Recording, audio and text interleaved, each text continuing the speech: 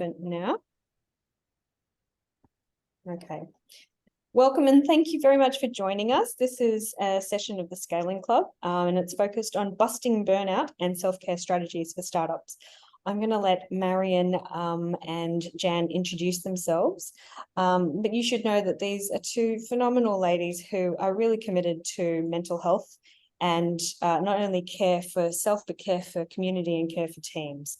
So why don't we start with Dr. Marion Piper? If you can just give us a brief background, and then we'll go to Jan Sky.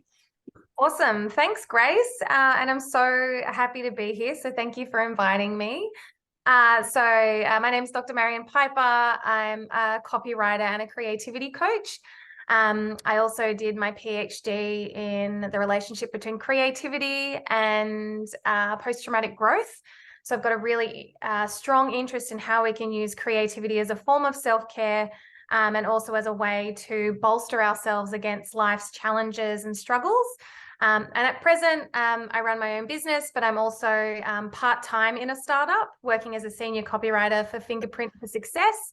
So I'm in the trenches with you. I understand the day-to-day struggles. So definitely please ask all the questions when we get to the end. It'd be great to know what you're going through so we can also tailor this a little bit more for you. So that's me.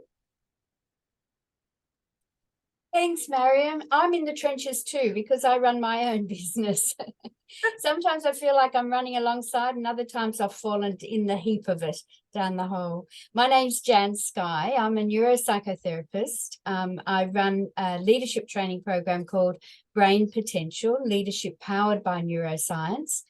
And when I'm not doing that, I'm also working with clients in a coaching capacity, as well as counseling too, and working with a lot of people who experience things like burnout, like stress, like anxiety, like behaviors that are unfamiliar to them because it's not necessarily current day in their life or hasn't been. And so we look at a range of things, current day behaviors versus environment, etc. Yeah, so that's where I come from. Brilliant. Okay, guys. I'm largely going to be a moderator, although there is a topic here that I've popped up inside the agenda that is very close to my heart, which is the protective strategies for yourself and counseling your team. I think that as you go through a growth curve, especially those people that have been on the journey with you, can be really, really tiring. So I was wondering if I can talk to you first, Marion, about the research into growth mindsets. And maybe you can reference Carol Dweck's research and why it's kind of like a protective strategy. What did you find out in your research and your PhD? Yeah, so one of the things that I've always been fascinated with is why, in challenging scenarios, why do some people go on to thrive as opposed to, I suppose, hit that downward spiral curve and get stuck in repetitive thought patterns, just self-destructive behavior? Because I feel like there's a lot of research and there's a huge body of knowledge about PTSD, which is your post-traumatic stress disorder, which people, oftentimes they may not experience that at work, but work can be an incredibly triggering environment for other things that you've been through in life. And because we spend so much of our time and energy in work, particularly in a startup, you're building something you're super passionate about, you're navigating, shifting, changing routines all the time. I sort of feel like it can't hurt to double down on these protective strategies. So post-traumatic growth as a concept I found really empowering because it does talk about that upwards curve. Particularly if you are, in your scaling phase too, you want to make sure that you not just get through that and survive, but you want to be, the top of your game to reach that next level. And so what post-traumatic growth does is it talks about these 5 different life areas that it tends to show up, which are people who experience post-traumatic growth as opposed to its more negative sister PTSD tend to come across, they have a greater appreciation for life. Their relationships deepen. They have a greater sense of their own personal strength. They tend to be, oh my gosh, I always blank on these last two because I've been doing always this, away, but it always goes out of my head. They have a greater sense of their own spiritual self. and the fifth will come to me. But essentially, what that does is give us a bit of a blueprint for things that we can focus on. So if I were to translate that into a team environment, rather than, always showing, I mean, gratitude's it's a great practice to get into, but thinking about the ways in which you appreciate your team and you appreciate each other on the day-to-day when you're in those really tough moments. It doesn't mean that you have to be super over the top and, praising every single thing that they do, but when you notice something good about them, whether that's, the way they handled a particular challenge, how they have negotiated maybe a change in their own routine, telling them about it, So I think when we're in these times of really hectic, busy stress, often the first thing to go is that focus on the good, because you're in the trenches, you're trying to solve all these problems. And I know it sounds really simple, but even just a 1 second Slack message can totally change somebody's mindset for a day when you've seen something in them that maybe they've forgotten about themselves that is actually a really valuable tool. So that's just one of the things that, we can start to fold into our day-to-day habit, is just looking for the good instead of always focusing on the problems. Awesome. Okay. And Jan, you've run 1,200 person sales team before. How did you, I guess I've got two questions. One, how did you know when your sales teams were kind of like sliding down? Because sales is a very psychologically driven process, right? If you feel good, you're more likely to sell, right?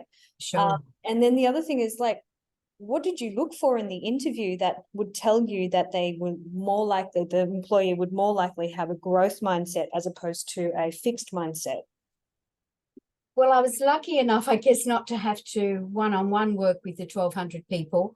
I had a team of 12 senior managers, and it was that smaller team that enabled me to encourage this growth mindset in them, and they in turn worked with their people, and that made up the 1,200. But some of gosh, this goes back a long way, when I was employed by somebody to actually do this job. I mean, the results certainly showed in the sales figures, and that was something that I was in New South Wales at the time, and we were the leading state for such a long time. But it wasn't just that. It was the weekly acknowledgement of what Marion just said, what they did well. And even if they weren't up there receiving a gift or a prize for high achievement, acknowledging that it was their effort, small and all as it might have been, that actually took their team over the edge that week.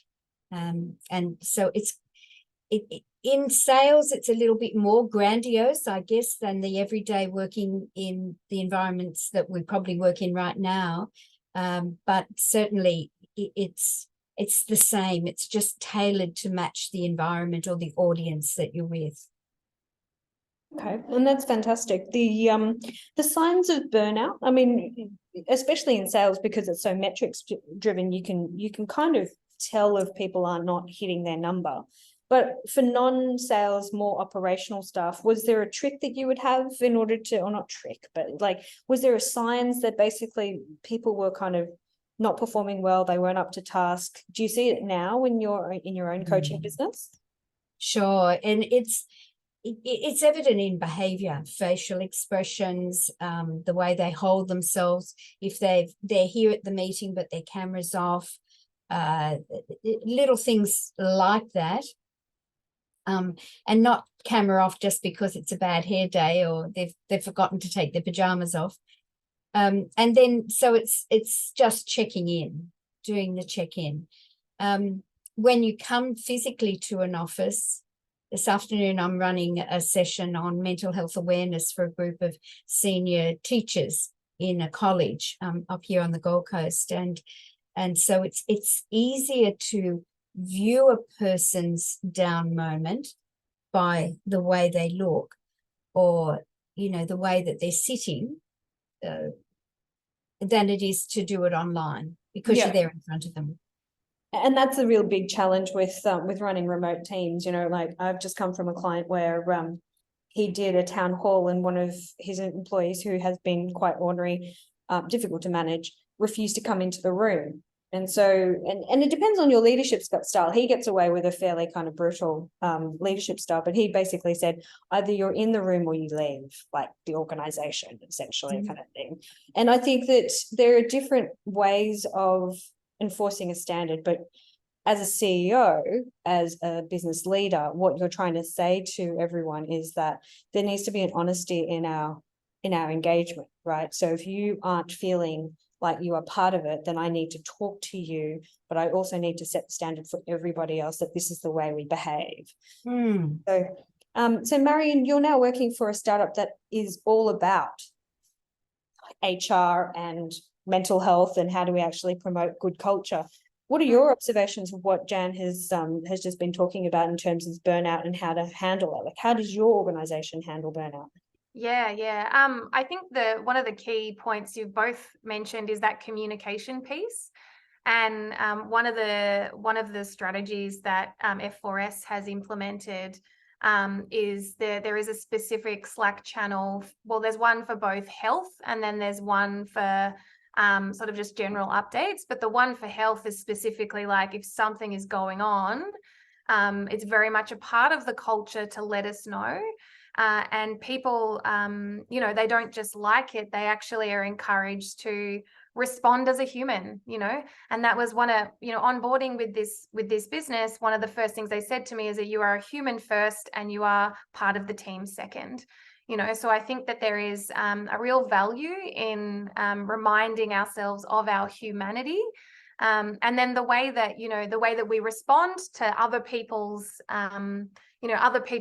life happen, like the stuff that's happening, their sickness, their illness, is not so much from a capacity of wanting to fix it or to one up it or to be like, oh my gosh, me too, like I'm so burnt out, whatever.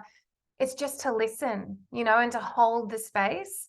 And to acknowledge it. And again, that's when that I think where language does play a pivotal role, particularly if your team is remote, and all you have to rely on is text. It can be really hard to communicate that. But I think also part of it too is like sometimes when we're burnt out, particularly creatively burnt out, if you're in the depths of maybe you're on a product team or you're building something that hasn't existed before. It can be really hard to know when you need help, and also who to ask, especially if the work has got you down to a certain point where you're feeling a bit resentful. And it's no easy task to sort of pull yourself out of there. So even if there's, especially for leaders, like if there's a system that you can create that is just a regular check-in, like kind of like a health check for people, just to give them some of those tools about how to put their hand up, or maybe there's a designated person that they can go to, just to make that a little bit clearer. Because the last thing, when you're burnt out, your brain is just at maximum capacity, your bandwidth is basically gone. It can be really hard to actually just say, hey, I'm really done, especially if there's not a culture of people who also put their hand up. So yeah, I think part of it too is like seeing it by example, just as much as there's, a policy that backs it up. I think that's really key. And I've seen clients do pizza days. I've seen people do one-on-ones on a frequent basis, and that there's a culture of essentially somebody who does take care of kind of everybody. And it's really important because the companies that are within this cohort of innovators, they're all healthcare related, so we have to walk our talk, right? So Marion, staying with you for a moment, what is the research behind why people burn out, especially in teams? And I'd like then to throw it to Jan to see if she's got any kind of neurocognitive models for that, and then I'd like to talk about it in terms of operational. So yeah, I mean, look, there's so many different causes, and at least from what I've been able to ascertain from the research, it's never just one thing. It's not that you are working too hard. I'd say that's actually probably one of the smaller reasons why people burn out. Oftentimes it's if we think about burnout from a holistic perspective rather than it being an end point, You know, it is a symptom of other things happening. It is not its own beast. It's not, say, for example, like having a cold, because a cold, you know, is a cold and you can treat it and take medication, whatever. Burnout is a little bit more complicated because there's so many other factors that feed into it. For example, there are the obvious ones like you're working too many hours, which can lead to burnout because you're tired and you're exhausted. But then there's also another layer underneath that that is both, I'd probably say, emotional and a mental and probably even a spiritual aspect to it that makes it a little bit harder to pin down. So what I mean by that is from an emotional perspective, you might be emotionally burnt out because maybe, you know, you've got young kids or you've got a partner who's just lost their job. And while your life might be set up and functioning perfectly and you're performing great at work, there is that added layer of emotional pressure and emotional stress that can feed into the burnout. And so if then something on top of that happens in your work environment that maybe puts you under a little bit more stress than normal or a bit more of a challenge, it then becomes the trigger that exacerbates the burnout that's kind of already there under the surface. Another part of it too, from a mental perspective, could be that maybe you're not being challenged enough in your current role. Maybe you're not, or maybe you're being too challenged, you know. So I think that there's a bit of a sweet spot with the work, the actual work that we're doing, that can keep us out of the burnout zone, where we are, you know, actively engaged. You know, we're not dipping into disinterest. And I know Jan's got a great model to share for this after I'm done blabbing on. But the other thing that I want to draw our attention to is the more spiritual side of things. So and this can be a really hard pill to swallow, is that maybe the work that we're doing we're not doing enough of the things that light us up. So for example, you know, if you are on a product team and your favorite thing to do in the world is build, you know, but maybe your startup's got to a stage and you're on that curve where maybe now you're starting to manage people, and that's something that is really stressful for you. So you've got this activity that, you know is important to the business, but it's also pulling you away from the thing that you love. And if that balance is off kilter for too long, that's when we can see signs and symptoms of like resentment, of irritation, of having a short fuse. You know, these are all the kinds of warning signals we need to look out for. And again, like having those regular check-ins with people to say like, okay, I know I've dumped all this stuff onto your plate, or, you know, I've seen you pick up all this extra work. Is it okay? How is it going? Do you need support? So that's not just about like what's blocking you, because I know that that's oftentimes the terminology that we use when we're trying to say to someone in a startup, like, are you okay? It's like, are you blocked? So actually, no, you can just ask, how are you? Is everything okay? So yeah, I just wanted to bring your attention to the fact that it may not be the workload itself that causes the burnout, but oftentimes the workload is the thing that suffers when we aren't paying attention to the other areas of our lives. Yeah. Jan? Oh, 100%, I agree. Yeah, and you know, just some facts. The World Health Organization, it was only in 2019 that they recognized burnout as a real condition. And it focused mainly on work. And yes, we do feel it, especially if we're a startup or a small business organization. We can feel the burnout because we're taking on more tasks we can't afford to put people on. And so we're doing that job as well as doing our own, and as well as trying to promote the business. But just to feed a little further onto what Marion said, Marion mentioned about other aspects of our lives. We don't have to be in a working environment only to experience burnout. We could be a carer for an elderly parent. We could be have children, 3 under the age of 3, for example, that we're going crazy about, loving, crazy with love, but crazy. And how do I manage all of this and manage my business as well? You know, so burnout can come from many different aspects of our lives, and we need to recognize it before we get to this point where we put the label burnt out on it. Those little signs. Yeah. Absolutely. So guys, I'm going to take you through the operational implications. So Legally, as employers, you have a duty of care under work cover. So you need to provide not only a mentally healthful, safe environment, but should somebody basically flag that they are feeling burnout, there needs to be a discussion, and that needs to be documented.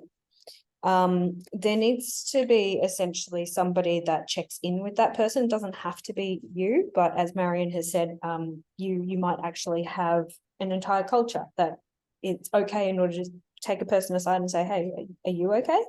And I think that that's probably far more supportive, because you guys as leaders in your own right have different kinds of responsibilities. You care about each other as a community, but you'll have different types of relationships with each other, okay?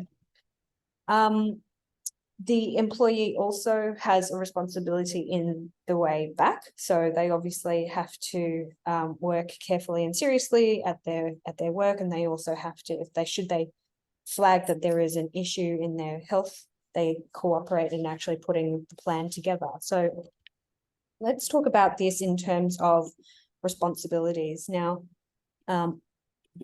this is borrowed from one of my coaches, strategic coach, Dan Sullivan. And I think I've spoken to a couple of the founders on this call previously about it. I've changed it around actually a little bit. So actually this here is now down here. Sorry, I didn't change that bit. But A is actually fascinating and motivating, and C is really irritating. So one of the other reasons that people burn out, and Marion was referring to this before, is that they're actually being forced to do a whole bunch of stuff that's outside their treehouse. They don't really enjoy it, but you hire super intelligent people. What are they going to do? They're going to rise to the challenge. It just needs to get done, right? But if you do it too long, it's essentially like a car running without engine fluid. It doesn't light them up. It doesn't re-energize them. And we've talked previously about the philosophy of introversion and extroversion. I know that's not it's not always the case. Some people can be extroverted in naturally introverted senses. But what is true in the next section that we'll talk about is that idea of replenishing your energy. And we'll go to Jan and Marion about how they have seen their clients replenish their energy in the most effective way. From an operational point of view, there are always going to be things where you absolutely find them annoying, right? Now, from the very top down, essentially, the next hire that you essentially have, so you're one person or a two-person team, etc. The next hire is somebody who finds that thing okay, right? That you feel is okay or irritating. They absolutely love it. For them, that's their A. Does that make sense? So you then get to focus more on the A's, and then your B's becomes your next employee's A's. Okay. Now, if you're set out as a team already, within the organization, there needs to be essentially a language of, what's their unique ability within this organization? What are they really, really good at?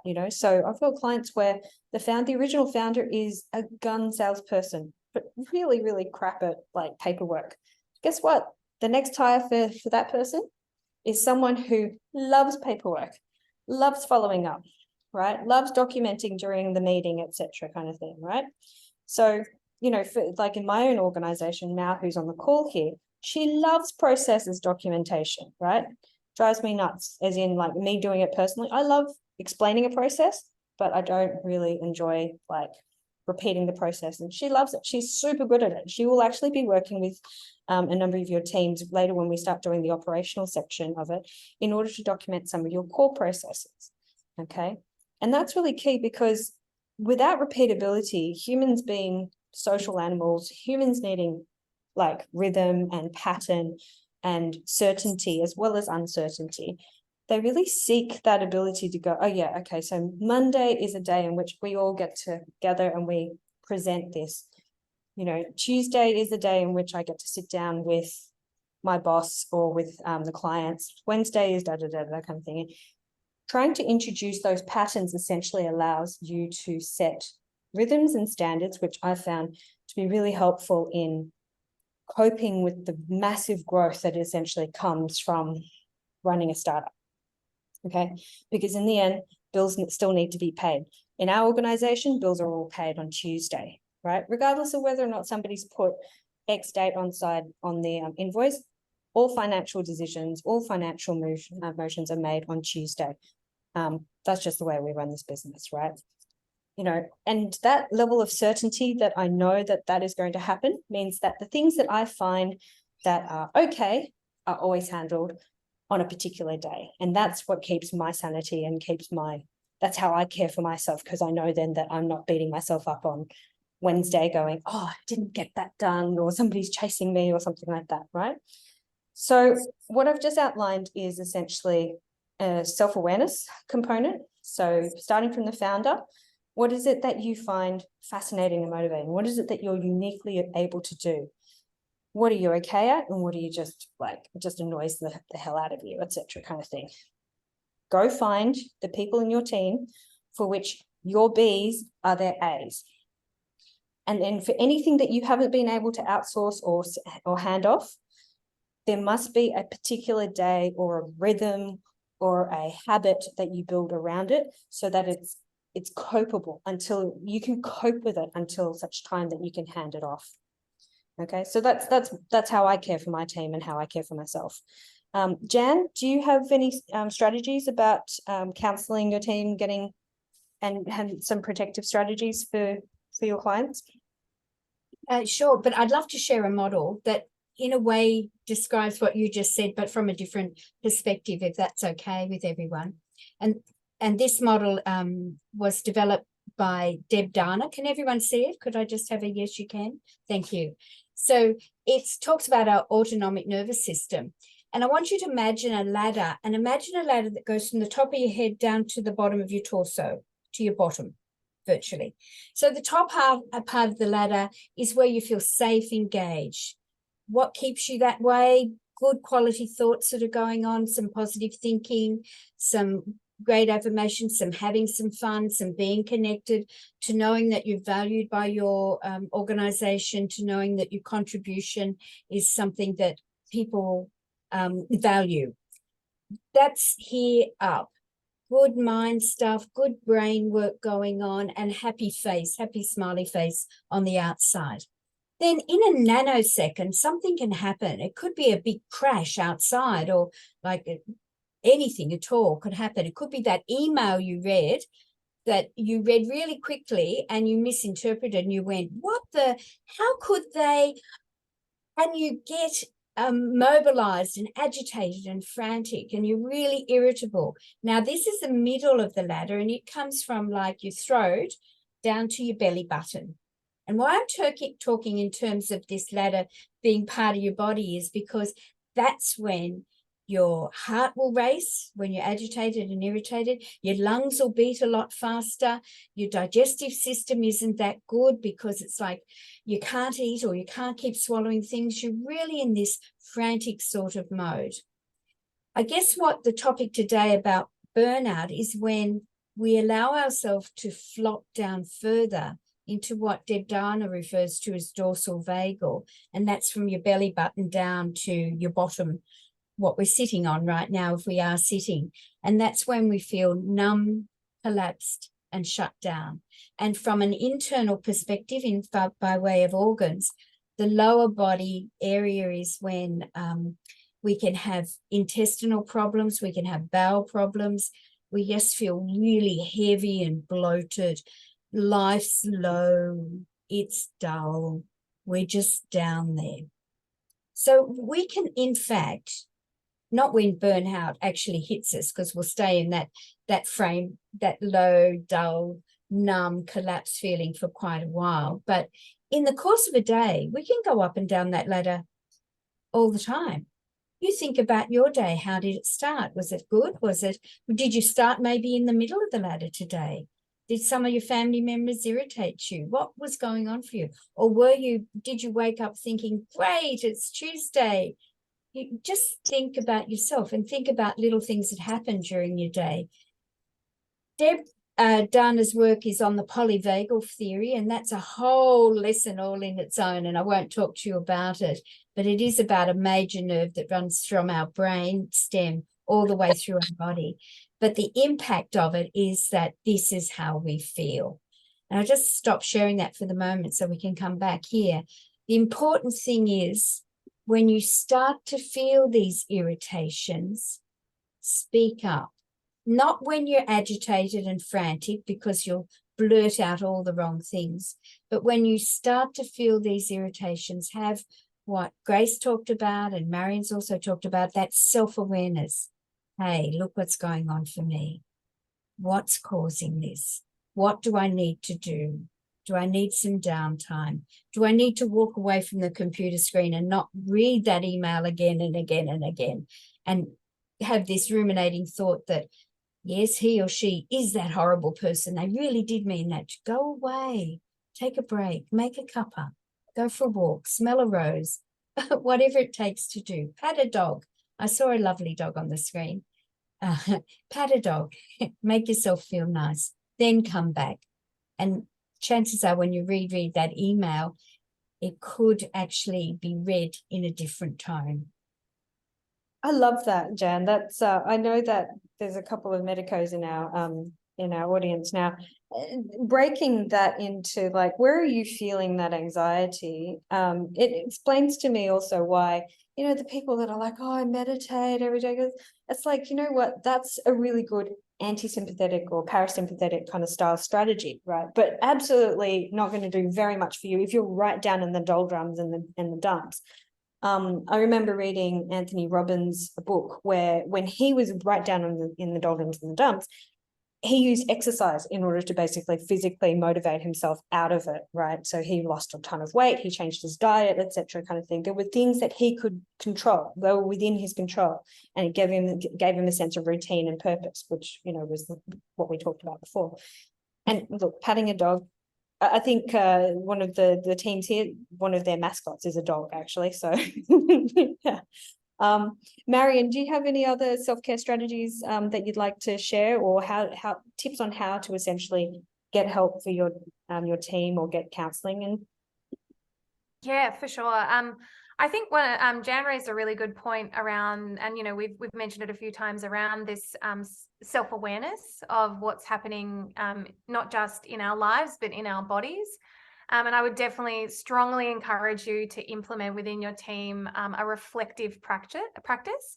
And from a team perspective, you know, a really great example of this was just before the Easter break. Our head of people ops asked us all in Slack saying, like, you know, we really want you to take this long weekend completely away from your laptop. But in order to get you there, I want you to answer the question of, okay, what do I need to get done today or this week that will allow me the ability to close my laptop and walk away? You know, so it's not about getting everything done, but it's like, what level of comfort do I need to have in my work in order to be able to step away? And you can apply that same reflective question to every day that you're at work. You know, what is that minimum that I need to feel like I've satisfied, you know, my obligations and my work requirements for today. And for me personally, journaling is the key practice that I maintain every single day. It's the first thing I do pretty much when I wake up. And there's a huge amounts of research and science behind it about why it works. It has a slew of health benefits, which, you know, if you're all working in healthcare, anything you can do to give your clients, users, patients the edge, definitely take it. But I use a particular form of it called expressive writing, which was developed by researcher James Pennebaker in the US. I think he's at like the University of Texas or something, which is this process of, particularly when things are really challenging and hard, is taking a situation that is really troubling you, and for at least 4 days straight, for 20 minutes a day, you write stream of consciousness, uninterrupted, answering the questions of what happened, how did it make me feel, and just doing that on the same topic for at least 4 days, ideally 7 if you can maintain it. And what they saw through that research project was people's blood pressure dropped, their immunity improved, they had better sleep. So oftentimes, you know, what we don't express gets repressed, and anything that is repressed manifests often physically. So again, that reflective practice, it doesn't have to be as formal as that, but just having some kind of outlet for you to process what's happening in real time can really take a lot of the sting out of the burnout as you go, sort of by naming it. Yeah, That's brilliant. And I love that the researchers upheld what seems to be a very natural practice for a number of people who are into self-care. I think I was also, and speaking to both the, the leaders of the team, but also the people that are within the team, is that everyone, if you take care of yourself in a better way, you're essentially transmitting a signal to the rest of the universe, to everyone else, that they need to treat you better as well. Does that make sense? So it's almost like that point where you hit where you go, you know what? We don't have that relationship. We don't treat each other like that. This is the new standard in order for me to essentially be treated. So Jan and Marion, thank you so much for your time. As we go out, how can people connect with you, and can you recommend 2 or 3 resources that you would recommend these guys in order to read up a bit more about self-care, and especially in high pressure environments? Yeah, I can go first. You can find me, I usually loiter on LinkedIn and Instagram. So LinkedIn, I'm just Dr. Marion Piper. Instagram, I'm at Marion Piper Creative. You'll see a lot of the stuff that I post there is very practical tips around how to use creativity to support your mental health. And then in terms of resources, one of the things is James Pennebaker has a great book, and it's called Expressive Writing, which basically goes through the research and all the strategies and the tools and how to do it, which is really helpful. It's not a very big book either, which is nice. Another 2 resources that I'll give you aren't specifically books, but things that you can do, because I'm very much into the practical side of things. I use a Pomodoro timer for my work every day, which allows me those really short micro breaks. So wherever you can grab one of those, there's tons of tools floating around. I use one called Pomodoro, so it just doesn't have the O on the end, which is a desktop app. And then the other thing I'd encourage you to do is to eat more protein. I know it sounds really, really simple, but that's really what gives us our energy and also maintains muscle, which is great for taking care of the body. And the way that you can figure out, if you just type in like how much protein should I eat per day, there's like you can Google and find the formula to work out for your body type and shape and age, what that needs to be. Because that's been the biggest game changer on my energy levels, is just, and particularly for long-term endurance, protein is great. So that's probably my number one. Yeah, they're my 3 top hits. Beautiful. Jan?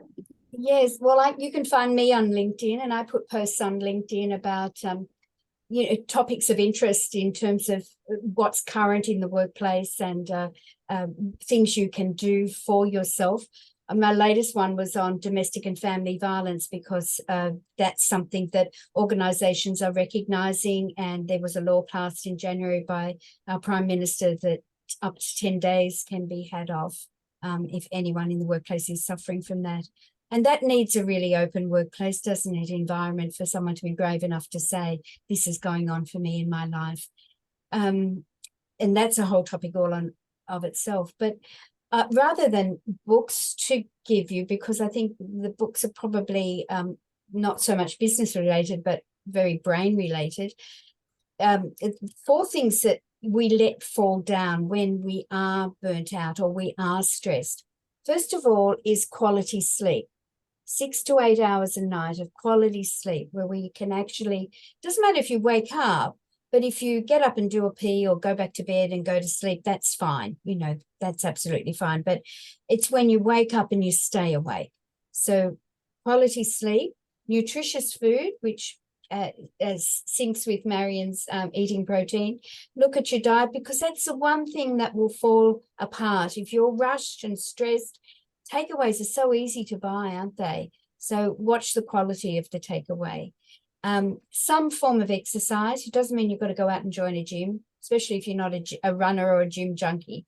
But do something, whatever it is. Yoga suits me. I walk my dog, and I hope you didn't hear him bark a while ago, every morning for about 30 minutes at least. He's a big Rottweiler. That's my exercise. That's my connection with light and sunshine.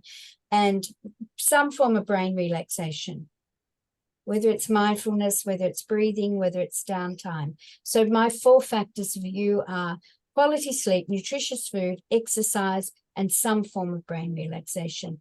4 factors that contribute to a healthy brain and body. Excellent. I missed that word after brain session, some form of Brain relaxation. relaxation. Thank you. Yeah, I love that. Okay, cool. I would strongly encourage, and I'm coming at it more from an operational point of view, I would strongly encourage you guys to have a kind of environment where it's okay in order to have that conversation about who does what around the organization, and be your own advocate. Decide, if you can decide how you want the world to treat you, and this is all very woo-woo, but realistically, if you can decide how it's acceptable for you to be treated, then you will find that that basically has ripple effects right through. And that is everybody in the organization, everyone is able to do that. So the things that are within your control are, this is my path, this is what I'm really good at. Yes, I understand that there are going to be things that I find only okay, kind of thing, but I need to flag that with my manager or in my team, that this is not something that I'm going to handle like long term. We're going to have to find a solution in order to do this, right? And having that honesty allows people to accommodate. If you don't say it, you're not mind readers, so we got to have that conversation. And it is super challenging when you've got, you know, budgets and all that kind of stuff, and I get that. So definitely reach out to one of the Scaling Club coaches. You've all got my email. I can pair you up with people that have different ranges of experience. I've popped Jan's Brain Potential website there. She's got a wellness health check that's for free on the website. And just know that you're not alone. This is the reason why, like, founders get to a point where they just go, that's it. And it's like, you know what, this is the darkest hour. If anyone has ever heard me talk through the hero's journey, right, there is a temptation to push through, but you don't have to push through alone. Okay, so we're all here to help. Guys, I hope this was useful. Thank you again to Jan and Marion for your time, your research, your dedication to us as founders. Team, if this has brought up anything for you that you want to talk personally with, we will email out some notes and some of the recommendations along with links to Beyond Blue. Okay, so thanks everybody. Thank you, Mal, for making sure everything works in the background, and we'll see you next Thursday in person or online for innovators, just the founders. Okay, take care, guys. Thanks. Thanks, everyone. Thank you. Cheers. Bye. Thank you. Thanks, everyone. Thanks, Stephanie. Thanks, everyone.